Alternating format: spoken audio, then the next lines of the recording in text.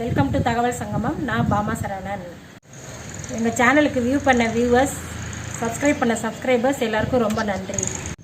நான் இன்றைக்கி செய்ய போகிறது கருணைக்கிழங்கு மசியல். பிடிக்கரணையை குழம்பு வச்சும் சாப்பிட்லாம், மசியலாகவும் செய்யலாம். நான் இன்றைக்கி மசியலாக செஞ்சுருக்கேன்.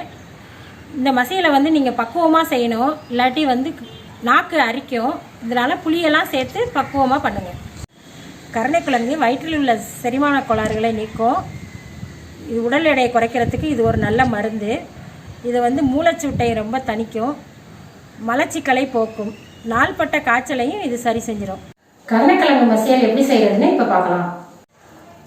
கருணைக்கிழங்கு மசியல் செய்ய தேவையான பொருட்களை இப்போ பார்ப்போம். இதுக்கு நான் ஒரு 1/2 கிலோ கருணைக்கிழங்கு எடுத்திருக்கேன். 20 சின்ன வெங்காயம் ரவுண்டாக வெட்டி வச்சுருக்கேன். இது இந்த மசியலுக்கு சின்ன வெங்காயம் தான் டேஸ்ட்டாக இருக்கும். தேங்காய் பூ கொஞ்சம், கருவேப்பிலை தாளிக்கிறதுக்கு,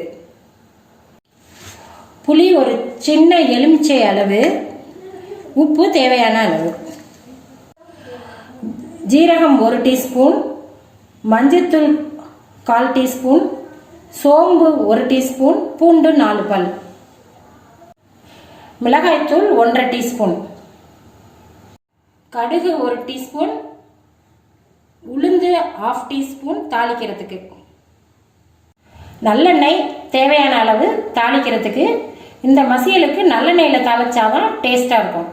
முதல்ல கருணைக்கிழங்க குக்கரில் போட்டு தண்ணி மூழ்கிற அளவுக்கு தண்ணி ஊற்றி வேக வச்சுருங்க. 2 விசில் விட்டு வேக வச்சுருங்க. இப்போ தண்ணி ஊற்றுறேன். மூழ்கிற அளவுக்கு தண்ணி ஊற்றி வச்சு இப்போ அடுப்பில் வச்சு அடுப்பை ஆன் பண்ணிவிட்டு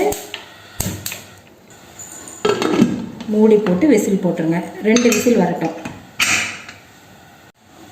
இப்போ புளியையும் உப்பையும் சேர்த்து ஊற வச்சுருங்க. தண்ணி ஊற்றி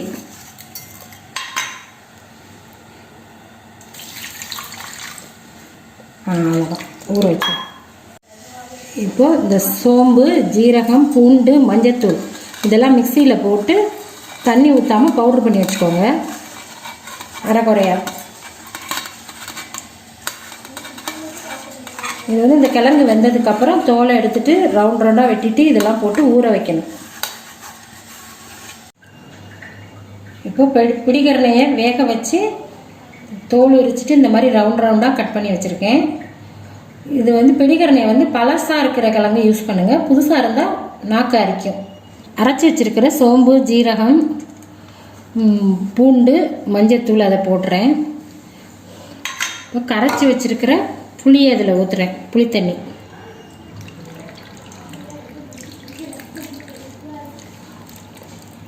ஒன்றரை டீஸ்பூன் மிளகாத்தூள் போடுறேன். இது எல்லாத்தையும் சேர்த்து இந்த மாதிரி பிசைஞ்சிட்டு ஊற வச்சுருங்க கொஞ்சம் நேரம், ஒரு 1/4 மணி நேரம். இப்போது இந்த பிடிக்கரணை நல்லா ஊறிடுச்சு. இப்போ நம்ம இதை தாளிக்க ஆரம்பிச்சிடலாம். கடாயை அடுப்பில் வச்சுக்கோங்க. அடுப்பு ஆன் பண்ணிக்கோங்க. இப்போ கடாய் காஞ்சிருச்சு. ஒரு 4 டேபிள் ஸ்பூன் நல்லெண்ணெய் ஊற்றுறேன்.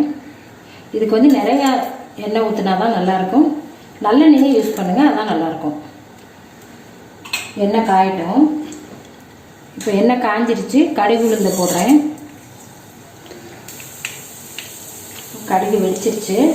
அடுத்து சின்ன வெங்காயத்தை சேர்த்துறேன். கருவேப்பிலையும் சேர்த்துறேன். நல்லா வதக்கணும்.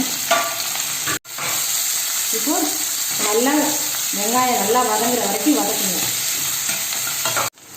இப்போ வெங்காயம் நல்லா வதங்கி வந்துருச்சு.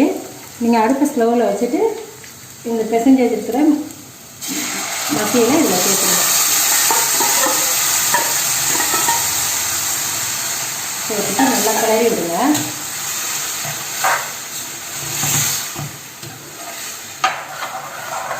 இப்போ நல்லா சேர்ந்து வரணும். அடுப்பை கொஞ்சம் மீடியம் ஃப்ளேமில் வச்சு கொதிக்க விடுங்க. இந்த மாதிரி கொஞ்சம் விலகலாம் மூடி போட்டுக்கோங்க. அப்பப்போ கிளறி விட்டுக்கோங்க. மீடியம் ஃப்ளேமில் இருக்கட்டும் அடுப்பு. இப்போ மசியல் நல்லா கொதித்து சேர்ந்து வந்துருச்சு. இப்போ இந்த தேங்காய் பூவை அதில் ஆட் பண்ணிடலாம்.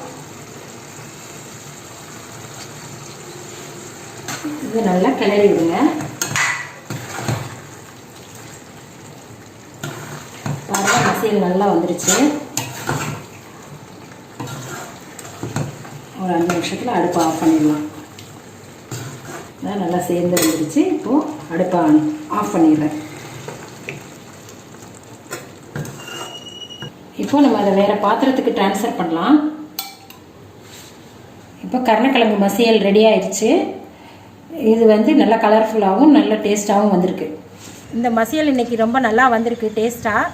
உங்கள் வீட்டில் செஞ்சு பாருங்கள். செஞ்சு பார்த்துட்டு எப்படி இருந்துச்சுன்னு கமெண்ட் பண்ணுங்கள். இந்த வீடியோ உங்களுக்கு பிடிச்சிருந்தா லைக் பண்ணுங்கள், ஷேர் பண்ணுங்கள், சப்ஸ்கிரைப் பண்ணுங்கள். நன்றி, வணக்கம்.